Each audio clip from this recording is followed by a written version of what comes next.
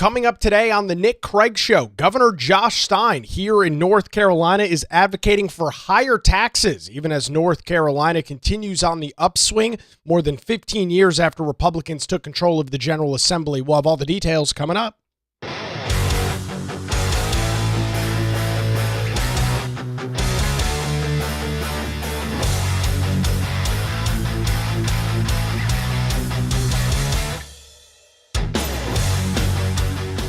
And a good Thursday morning to you. Welcome into the Nick Craig Show, streaming live this morning on YouTube, Rumble, X, and Facebook. Don't forget that you can take the show with you 24/7 on demand on your own time by checking out the Nick Craig Show in your favorite podcast app, Google Play, Apple Podcasts, Spotify. You can also listen online by visiting the website nickcraig.com. Our show this morning is brought to you by the Law Group here in Wilmington. For any legal questions or challenges you or your family might be dealing with, 910-251-6088 or online, lawgroupnc.com. We'll hear more from them coming up a little bit later on in the program this morning. Last week here on the Nick Craig Show, we talked about some movement in the North Carolina General Assembly, a series of constitutional amendments that voters will have the ability to decide on coming up later on this year. One of them deals with putting a new cap on the personal income tax rate here in the state of North Carolina. The current tax rate, for those that just went through and filed their taxes in April, was 3.99%. As it stands right now in state law, and we expect it to stay this way, the tax rate will drop to 3.49%. Again, this is for your personal income starting January 1 of next year. Lawmakers in Raleigh, the Republican-led General Assembly, are asking voters to decide in November of this year whether they would want to continue to, or would rather move forward with putting a new cap on what the max personal income tax rate could be set at out of the North Carolina legislature. That current cap is 7%. Again, that's the cap. The rate is 3.99. The cap is 7%. This constitutional amendment, which has already passed the North Carolina General Assembly, does not go to the governor for a signature, goes to the voters to decide coming up in November. It'll be on your ballot when you show up either during early voting in October when that kicks off, or on Election Day coming up here in early November. And you are going to be asked a very simple, a very clear question. Do you want to reduce the cap, meaning the highest level that the personal income tax rate in North Carolina can be set to 3.5%? That was the big debate. That was the big discussion in Raleigh last week. And with that, we are starting to see additional reaction. Again, if you missed last week's program, I don't exactly remember what day it was. I guess it would have been last Wednesday or Thursday. Actually, last Wednesday, yeah. When this discussion was taking place on the floor of the North Carolina General Assembly, the House and the Senate, we heard from Democrats talking about how you can't do this. You're going to cause the state to be bankrupt. We're going to be kind of looking at this fiscal cliff that you're going to be creating. We're not going to have any money. The same old sorry tale that Democrats have been telling now for 15 years. And a lot of what you're going to hear out of my mouth today is all predicated on the fact that Democrats have consistently been screaming that the sky is falling as it relates to cutting taxes here in North Carolina. And I use this analogy a lot of the time to describe what we see in a variety of different political debates and discussions. This is the definition of the boy who cried wolf. Democrats going all the way back to 2011 have been warning, have been pleading with the voters in North Carolina that if the General Assembly, which has been controlled by Republicans now going back to 2011, if they continue to cut taxes, the state of North Carolina, as we know it right now, will cease to exist. It is this constant doomsday scenario that is brought forth by those on the left side of the political aisle. And I am here to tell you today that none of those predictions have come to fruition. They haven't. And so at a certain point when I or you or anybody else hears this constant sky is falling, constant doom and gloom over tax cuts, and it never materializes, I don't feel like I'm at fault for pushing back and saying, I don't believe you. I think you're full of it. I think that you are just saying this to try and gin up anger, gin up controversy within the state, because it hasn't come to fruition. It hasn't even come close. The state of North Carolina is booming right now. We are the number one state in the nation for business. That is business move-ins, business growth, business development. We have some of the highest population growth anywhere in the United States. The top 3 states in a variety of different orders, it's Florida, Texas, and North Carolina. We're always towards the top of that list. We are living currently in what I've consistently called a golden age or a golden era here in North Carolina. And that is in large part due to the very smart fiscal policy that has been enacted by Republicans over the last 15 years or so. Let's look back at where we were. I caught this great graphic from the John Locke Foundation kind of highlighting what 10 years of tax cuts in North Carolina look like. When Republicans took control of the General Assembly in 2011, we had a personal income tax rate of almost 8% in the span when the first tax cuts went into effect in 2013. The first time we've seen that rate drop in half from where it originally was. And we are now expecting, as I mentioned, that tax rate to fall below 3.5% starting January 1 of next year. That is what we are going to see. So this is the real implications of this stuff. These are the real numbers. This has been 15 years or a little over 10 years now of these tax cuts. And guess what? The state of North Carolina is doing incredibly well. The state of North Carolina is booming. People want to be here. Businesses want to move to this state. Individuals want to be in this state. Why? Because we have a very lucrative tax code. And when I say lucrative, I'm not talking about corporate handouts. So that's a completely different discussion and equation for another day, for another show, because there are some problems there. But the state just makes it affordable to live here.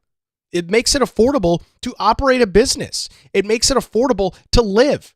What are a couple of the states that are seeing some of the highest net migration numbers in terms of loss? They are states like New York and California.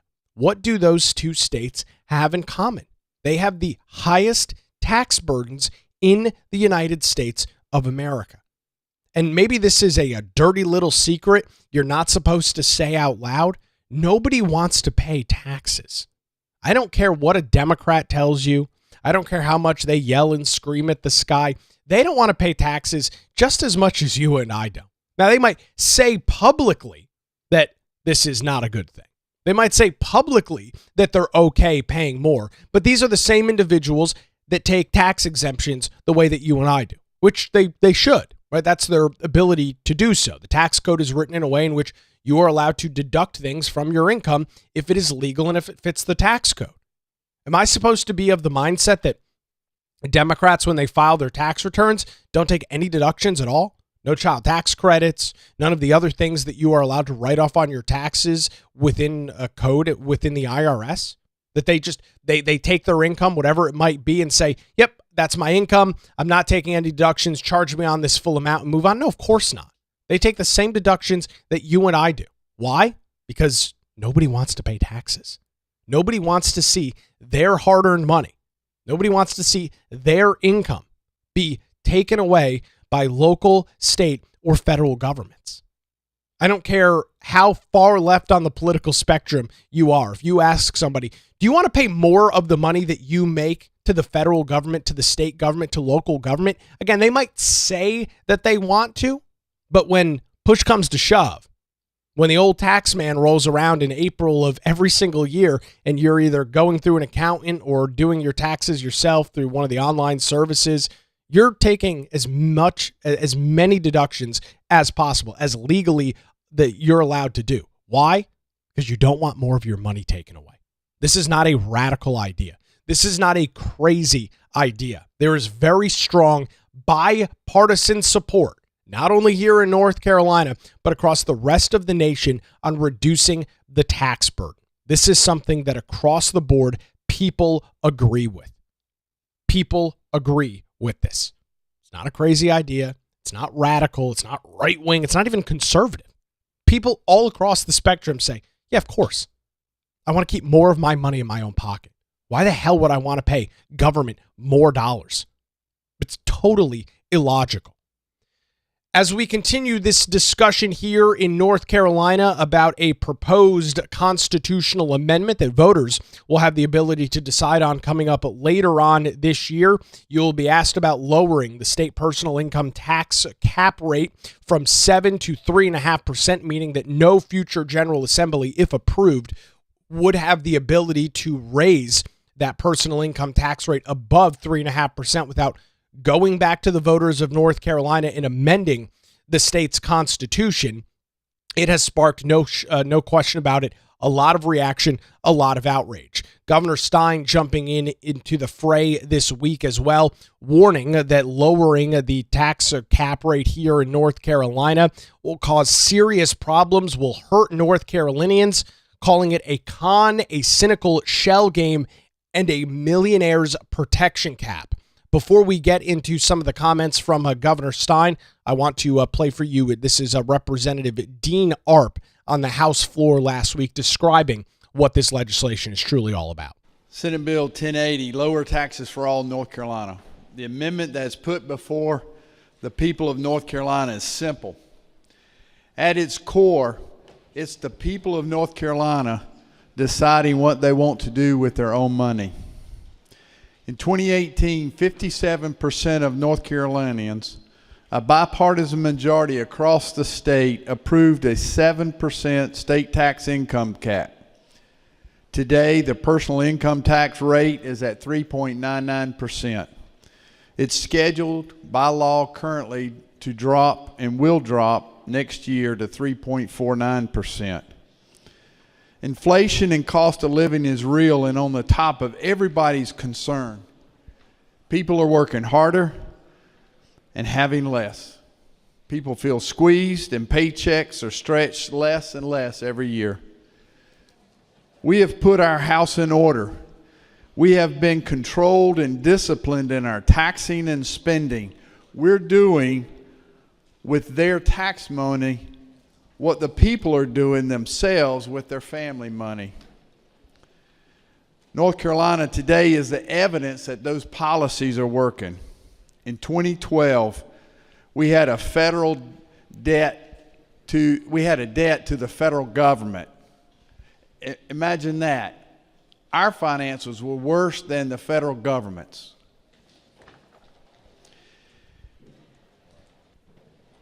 At that time, we had to borrow money to pay our debts.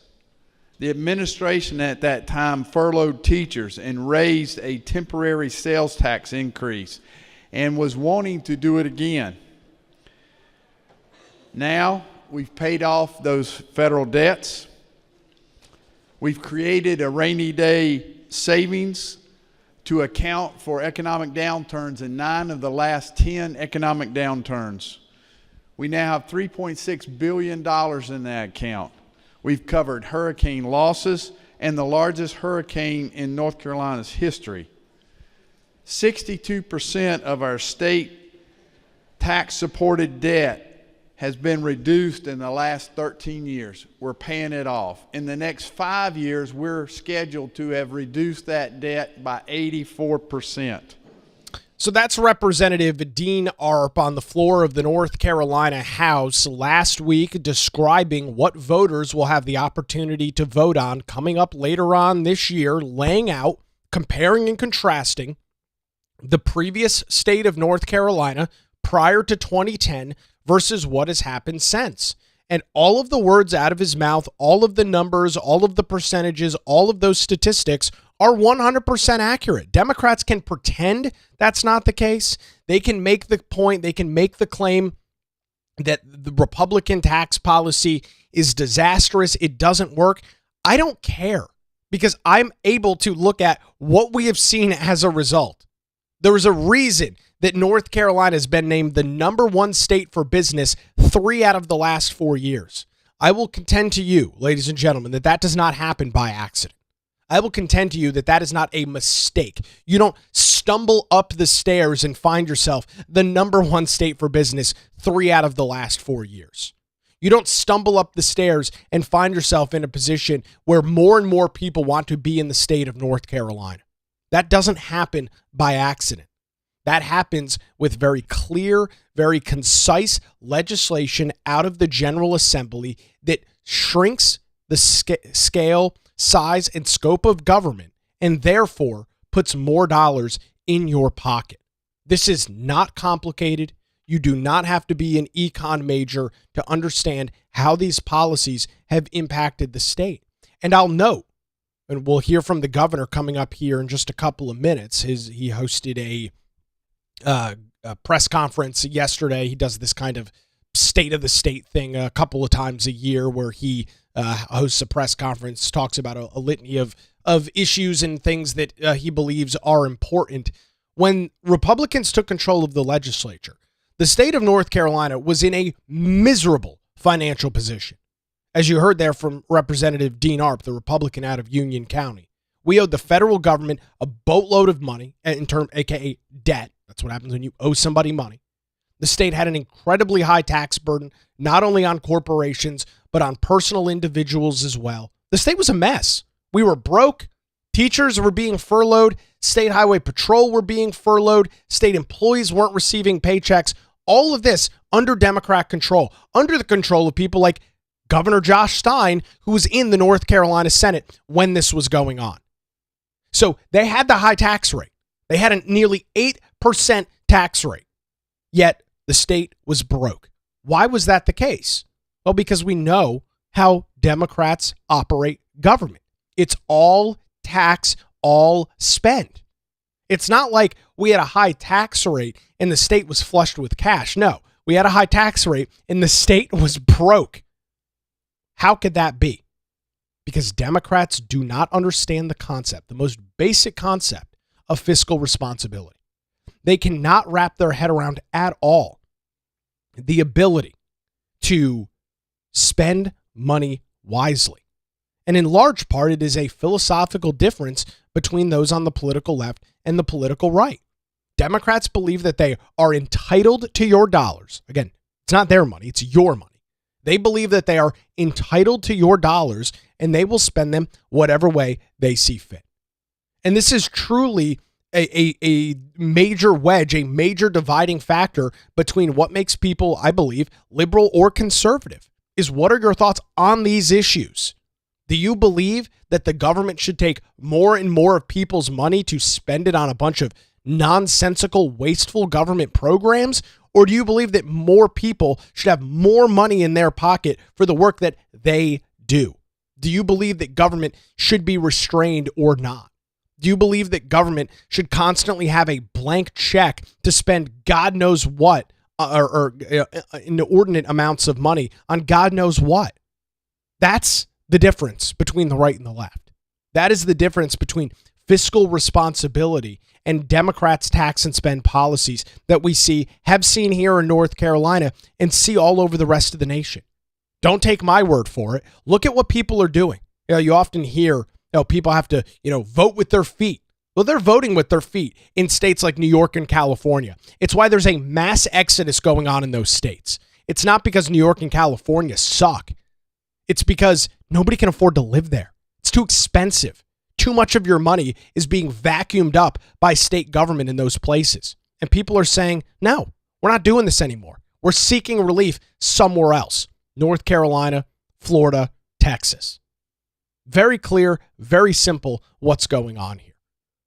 So I've laid the groundwork on this. We're going to hear from Democrat Governor Josh Stein coming up here in just a couple of minutes, as he believes that this proposed constitutional amendment that, again, you and I will have the ability to decide on coming up later on this year is an unmitigated disaster and will leave the state in ruin. A little bit of a boy who cried wolf there again. We'll get into that in a few minutes, but before that, I want to thank the law group, Melissa Gott and her team here in southeastern North Carolina, here in Wilmington, for their continued financial support of the Nick Craig Show, and remind you that when legal challenges or questions arise, make sure you put your trust in the law group right here in Wilmington.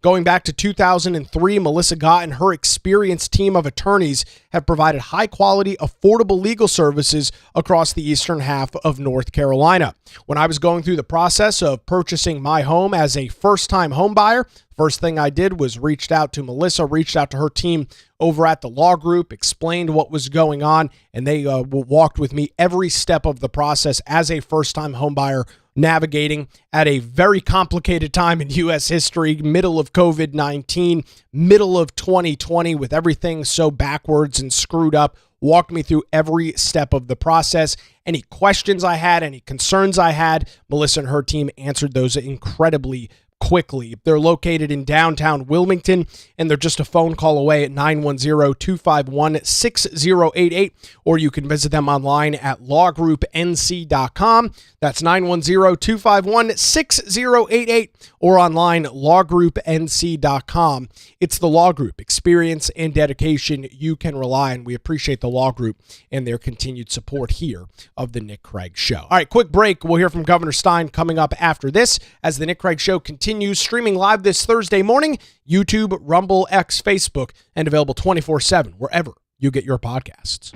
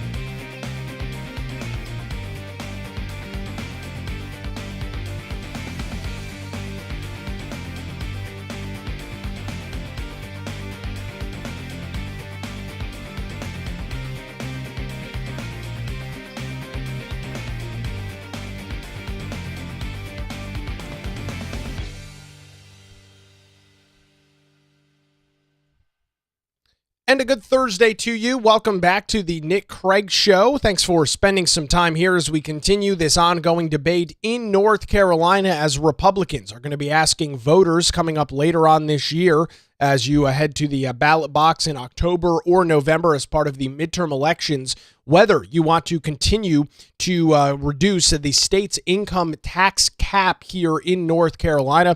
Voters will be asked about lowering that cap from 7%, where it is right now, to 3.5%, meaning that future General Assemblies, future lawmakers in Raleigh would not have the ability to raise the personal tax rate over 3.5% without without going back to the people, without going back to the voters and saying, do you approve of a tax hike? Which, of course, they don't. As I've already stated, you can look at a litany of political polling, not only here in North Carolina, but across the rest of the nation, and you will very clearly see across partisan lines, people don't say they want higher taxes. I have never talked to a single person in my life that has said to me, I want to pay more in taxes.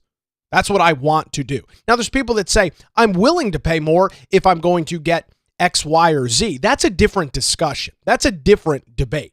But I've never met a single person. I've never had a debate with anybody that has said, you know what, Nick?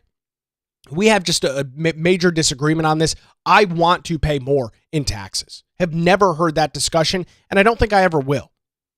And on the other side, I think there may be some lip service being painted by those on the political left who say, oh, yeah, let's raise taxes. Let's raise taxes. These are the same individuals that, of course, take tax exemptions themselves, proving the fact that they have no interest in actually paying more. So this debate is taking place in state government right now. The ship has already sailed on it. Voters will be asked in November whether they want to approve this cap hike or this cap reduction from 7 to 3.5%. The governor has nothing to do with it. Voters will be the ones who decide. However, Governor Josh Stein, during a press conference this week, was asked a question about this income tax cap going from 7 to 3.5%, and this was the governor's immediate reaction. Take a listen. What the constitutional amendment does is consign us to a bleak future. We don't have current personal income tax rate now is 3.99. That's the lowest it's ever been. Next year, it's scheduled to go to 3.49, the lowest it will have ever been. And what that constitutional amendment would say is it can never go higher than that again, no matter what circumstance happens. I served in the state Senate in 2009 in the wake of the Great Recession after the failure of the global financial system, and it was devastating. Now, hold on a second here. I've got to jump in on this. The state had a nearly 8% personal income tax rate during and in the immediate aftermath of the global recession that took place prior to 2010. So the state had an incredibly high tax rate at that period of time. Follow me through on this, folks. The state had a nearly 8% personal income tax rate at that time, and the state was still in a miserable financial situation. The state was still broke. So is it fair to say that regardless of whether the rate is 3.99, 3.49, or nearly 8%, that a global financial crisis is going to put a state government in a miserable position? I think the answer to that question is yes. We have seen how these high tax policies here in North Carolina do not work. They have been an abysmal failure. The comment being made here, the logic being drawn here by Governor Josh Stein does not add up at all. Absolutely devastating. And one way we addressed it is we had a surtax on people who are earning a lot of money. Because when you have a recession, a lot of people are struggling, but not everybody struggles equally. And that's what an income tax surcharge can allow you to do, is to get more resources from those who have the ability to pay it. So what this constitutional amendment of 3.5%, it's a con, because what it's saying to people is we're going to lower your taxes. It does nothing to lower the taxes because that's happening by law. So it will not put any more money in anyone's pockets. But what it will do is make regular people pay the consequences of it next year and years into the future, because it will insulate the very wealthy from ever having an increase in their income tax. And when there is a recession, and revenues are needed to fund, because we have to have a balanced budget every year. When revenues are needed, you know who's going to have to pay? It's you. It's regular people every time they go buy something through the sales tax. So this income tax cap of 3.5%, it's really a millionaire protection cap, and it's a take money out of working people's pocket cap. Totally illogical. The governor is making absolutely no sense there. I don't know about him. I don't know about you. I'm not a millionaire. I pay taxes here in the state of North Carolina. I know it's a surprise to some of the detractors on the program that spend a lot of time on social media. Turns out I make a living doing radio. Turns out I make a living talking. I receive an income for that. with that income, I am required to, I don't want to, I am required to pay both state and federal taxes. I know, crazy. I pay a personal income tax rate of 3.99% here in North Carolina. I'm not a millionaire. The vast majority of North Carolinians are not millionaires. The entire middle working class here in the state is paying the personal income tax rate of 3.99%. I cannot wrap my head around in any way, shape, or form how continuing to reduce that burden and putting a cap for future general assemblies to not raise it above 3.5%, how that costs me and takes more money out of my pocket. It is totally illogical. And you just heard the governor make the comment out loud that I don't think he should have, which is, oh, the state's going to need more revenues. The state's going to need more revenues. That's the problem. That this is the issue between the political left and the political right. Democrats are of the mindset that government always needs more and more and more and more and more. I disagree with that. I don't think that's the case. I think government needs and should need less and less and less and less. There is no reason that government at any size, in any scale, needs to continue growing year after year after year at the rate that it does. I understand that there are additional expenses. You have employees. You pay a what is called a COLA, a cost of living increase for these individuals. I understand that certain products and services go up in cost. No question about that. So does there need to be a little bit more money every year? Yeah, maybe. But we don't have to constantly expand the size and scope of government. Democrats wear this like some badge of honor right on their chest. We're increasing the size of government. We're hiring more people. That's not good. Government jobs, I'm not denigrating anybody that works for the government, but government jobs do not bolster the economy. They don't. It's the private sector that does. It is not a good thing, and it should not be something that you applaud when you hear government go, we have more people now. That's not a good thing. That shouldn't be the case. Those are private sector workers that are now gone. And who is paying these public sector workers? You and I are. The government doesn't do anything. The government doesn't make anything. The government doesn't generate any profits. All they do is take my money, take your money, and give it to other people. It is literal wealth redistribution. It is not a good thing. Government does plenty of things that it should continue to do. But there is a lot that exists right now in all facets of government, whether we're talking about what's going on in Washington, D.C., whether we're talking about the state capitol, local governments here all across the state of North Carolina, that frankly, they should not be involved in. And you see this from the smallest governments to the largest governments. There are ways to cut. There are programs that no longer need to be funded. This comes back to the old discussions of needs versus wants. Government, and in large part, Democrats, cannot wrap their head around this concept of things that you need, like public services, fire, police, water and sewer, things of that nature, versus wants. There is a difference. I have, and you have, needs and wants in your everyday life. I want a new car. I don't need a new car. However, I have a vehicle that is perfectly capable of driving.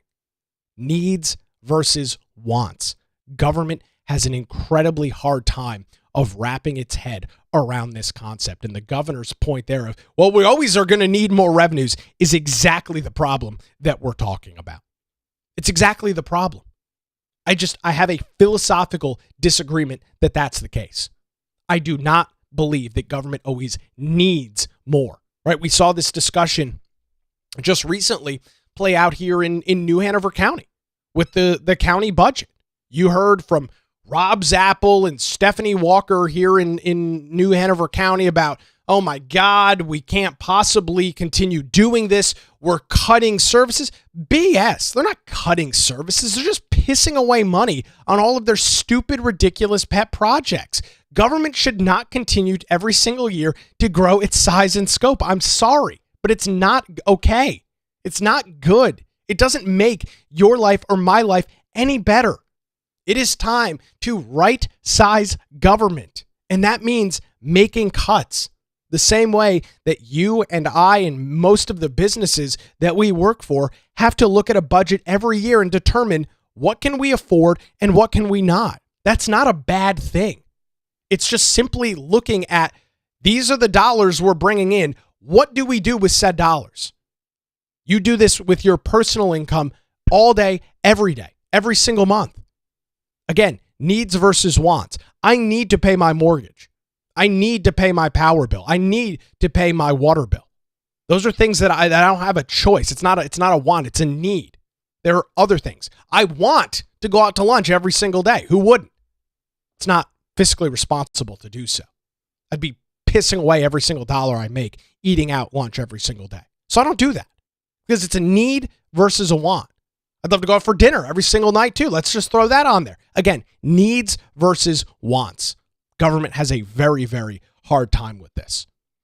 We are listening to some comments from Democrat Governor Josh Stein at a press conference this week as it relates to the proposed constitutional amendment that voters will have the ability to decide on coming up in November, lowering the state's personal income tax rate cap from 7 to 3.5%. We've already heard from the governor in the last clip that we heard from him saying that it is going to take money out of people's pockets. It is going to set up the state of North Carolina for failure moving forward. More of this boy who cried wolf scenario.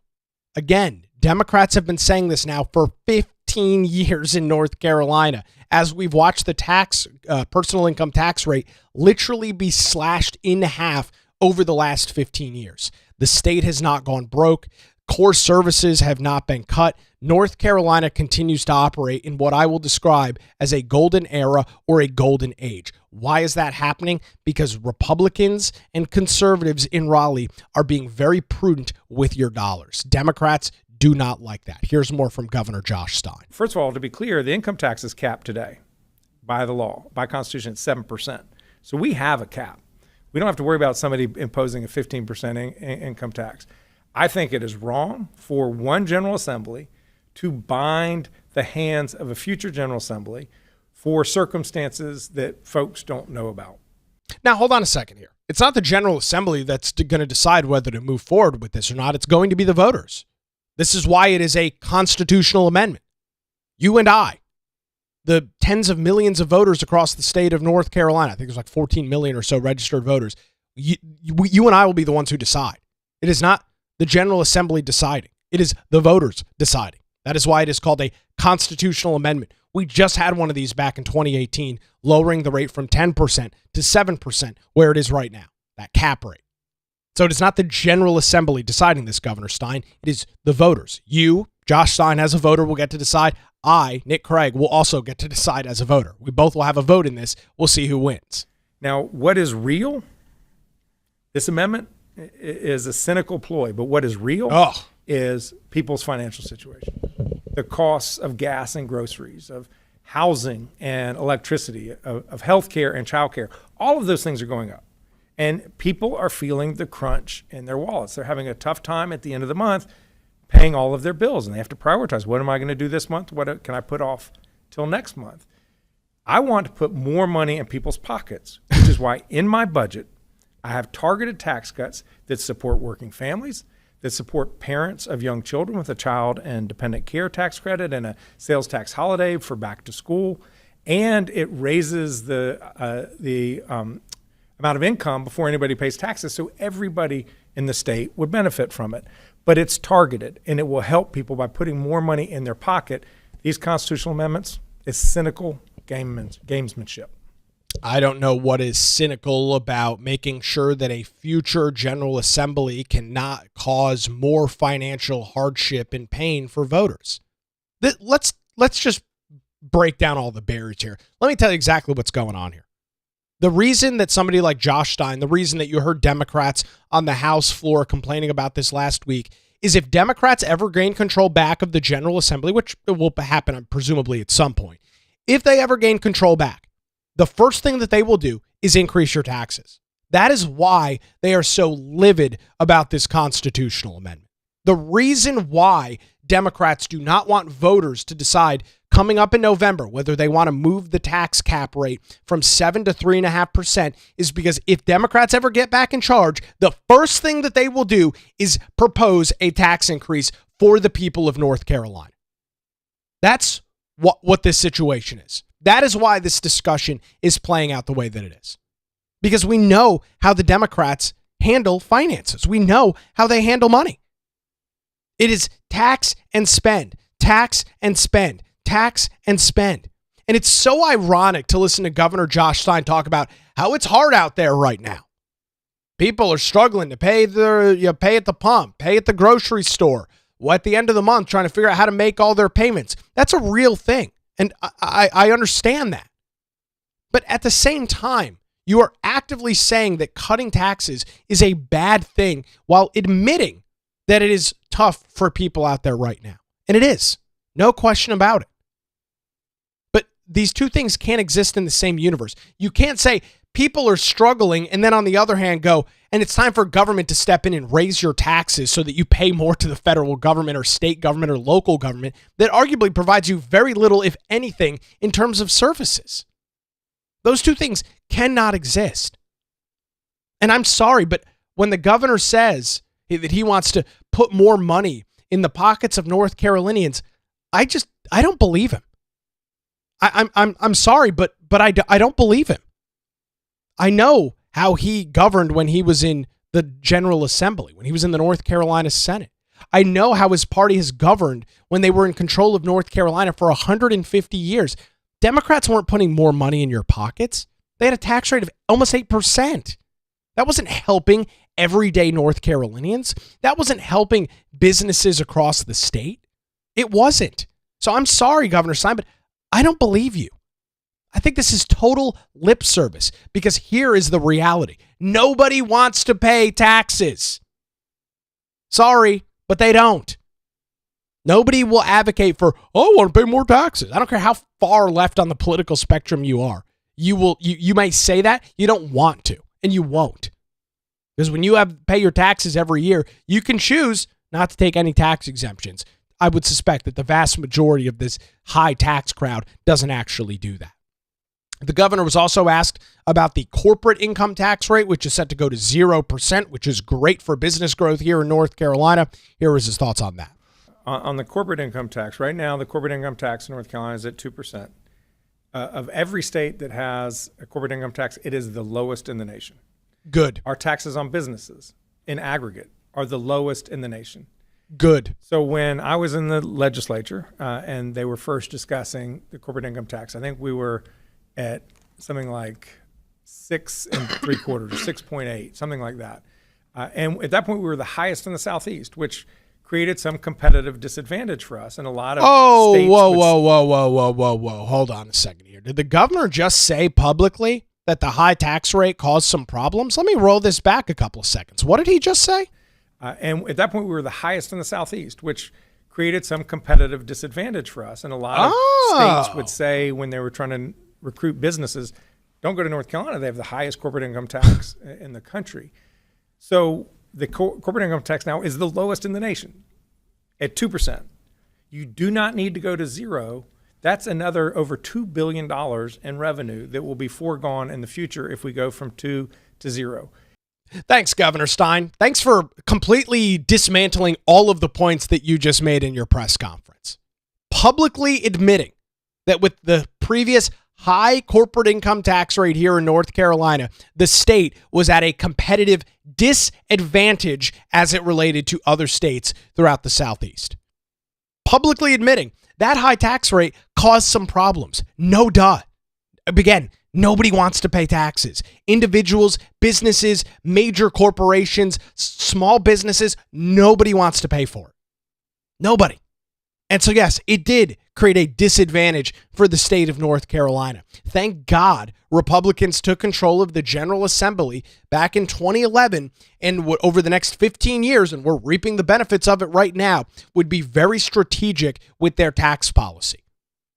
Yet, it will be Governor Josh Stein, if North Carolina is once again the #1 state for business this year, it will once again be Governor Josh Stein taking the victory lap, sitting down on an interview with CNBC talking about how great the state of North Carolina is, while he actively advocates against reducing taxes for businesses and for everyday individuals in the state of North Carolina. I am genuinely shocked that Democrats are so public with this approach, with this policy of keeping the tax burden high. It is a losing political issue, and I am shocked that they are continuing to push it. I genuinely say that. It is shocking. We know Democrats want to raise taxes, right? We know this is the case. I want to pull this clip real quick. This was from the North Carolina General Assembly last week. I played this clip on the show. This was Robert Reeves talking about, this discussion was about the property tax levy limit. But this was the words out of Robert Reeves' mouth, who is the Democrat minority leader in Raleigh.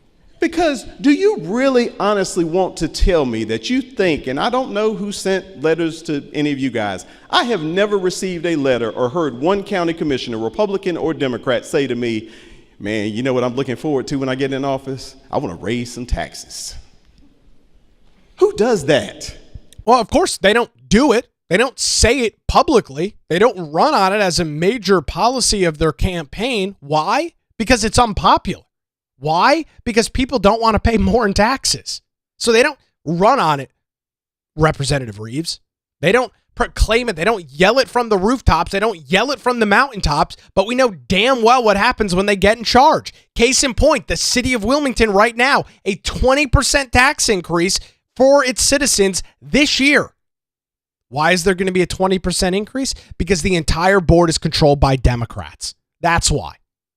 It's not because the city of Wilmington needs 20% more money. It's because Democrats are in charge. Democrats are incapable of managing finances. They are incapable of managing government spending. And this is not to say that Republicans are perfect. This is not to say that Republicans have the magic wand and the solution to every single problem. I also don't believe that's the case. But I feel very confident in speaking to you today that the Democrats' plans for taxes and spending here in North Carolina are wrong. They are bad. They will not make the state of North Carolina a more prosperous state. They will not encourage more business growth here in North Carolina. They will set up a situation in which the state, once again, will be on a decline, like it was in like it was leading up to 2010 and before. And so Democrats continue down this road. It's really stupid because polling clearly shows that nobody wants to pay higher taxes. But that's fine. Have at it. This constitutional amendment will pass in November. The General Assembly will enact the will of the North Carolina voter. And thank God that whenever Democrats get control back of Raleigh, they're not going to be able to ruin your life by raising your taxes. So, interesting commentary there from Governor Josh Stein. Interesting fact that he admits that our previous state corporate income tax rate was way too high and was a huge disadvantage to the state of North Carolina. I suspect we'll see a lot more discussion on this. And once we get through the summer and kind of get into the home stretch of the election, which will begin right around Labor Day, I'll be keeping an eye on all those details. We'll bring it to you right here on the Nick Craig Show. All right, that's going to do it for a Thursday morning edition. Don't forget to, if you have any legal questions or challenges, reach out to the law group here in Wilmington, 910-251-6088, or online at lawgroupnc.com. The Nick Craig Show streams live weekday mornings, 7 a.m., YouTube, Rumble, X, and Facebook. You can also listen to the program 9 to 10 p.m. weeknights on WBT Radio in Charlotte. Enjoy your Thursday. We'll do it again tomorrow morning right here on The Nick Craig Show.